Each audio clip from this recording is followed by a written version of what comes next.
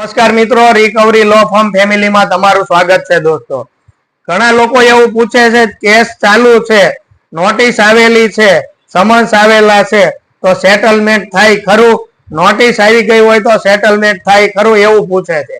Settlement તો થવાનું જ છે દોસ્તો, આજ નહીં તો કાલે ચાલુ કેસમાં પણ સેટલમેન્ટ થશે. પરંતુ તમારે પહેલા તો જે નોટિસ આવેલી છે એ નોટિસને રોકવાની કાર્યવાહી તમારે પહેલા કરવાની છે. એના માટે તમારે તમારા વકીલ મિત્રો જે કઈ હોય એની સલાહ લેવાની છે. ત્યારબાદ સેટલમેન્ટની તૈયારી તમારે કરવાની. નહીં તો ઘરમાંથી તમારી જે સંપત્તિ છે, ચલ સંપત્તિ છે, એ પણ ઉપાડી જવાનો ઓર્ડર જો એવોર્ડ પાસ કરી દેવામાં આવશે તો પાછળથી તકલીફ પડી જશે. એટલે સૌથી પહેલા તો તમારે જે કઈ નોટિસ આવે એ નોટિસનો વિરોધ કરી અને સેટલમેન્ટ ત્યારબાદ કરવાનું રાખવાનું છે.